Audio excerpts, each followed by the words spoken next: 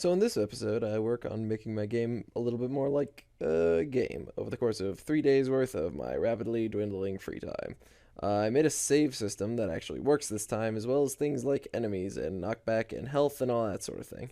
Now, I'm not sure how much progress I'm going to make on that sort of thing before I actually have to start building a world. I'd like to plan ahead as far as I can, but the trouble with planning ahead, at least for me, is that I find myself discovering problems with my plans before they even really become relevant. I've gotten pretty good at planning ahead for games, like platformers, but, and maybe you can tell this from my pixel art in this game, I'm not really experienced with making games from this perspective. It sounds trivial, but there's a massive difference between making a side-scroller and one that's top-down. Everything from enemy design to level design to each and every line of code is different, and to me, it's pretty new, so I've decided to just ignore it and forge forward. I'll have some bridges to cross when I come to them, but I can deal with it.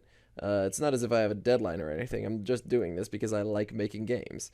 I'd actually considered a career in game design. I'm not pursuing it, though. I decided to do something else that I think I'll enjoy, which shall remain private because it isn't relevant. I remember reconnecting with some old buddies of mine from high school, and they were surprised that I wasn't going into game design since I spent, well, most of my time in high school classes making games instead of working on what they told me to do, which I don't recommend, by the way. You should pay attention in high school.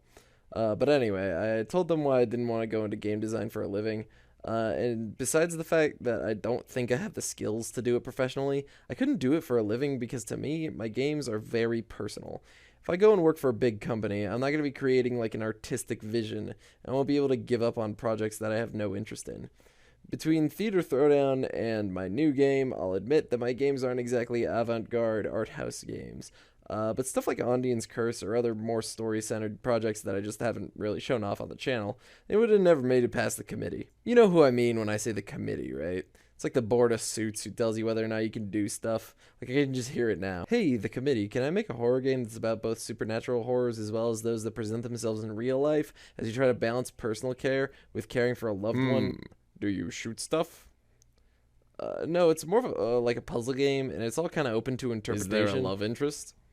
Well, she's dead, and you're living among constant reminders. Are there jump scares? Not scripted ones, no, but it's not really about scary imagery so much as it is about the inherent horror of being locked in a place with a malevolence that you don't really understand. No, I could never work for the committee. The only other option would be independent game development, but that brings me to my biggest problem with the idea of designing games for a living. It's not a job to me. It's a hobby. It's something I do in my free time because I enjoy it, not to put food on my table. I guess if you do something for a living, you're doing it for other people. You know what I mean? But I don't make games for other people. I make them for me. That's why I'm making this game. It's not really art, no, but it's something I think I'll enjoy playing. And while it's not necessarily made for you, I really hope you enjoy it too.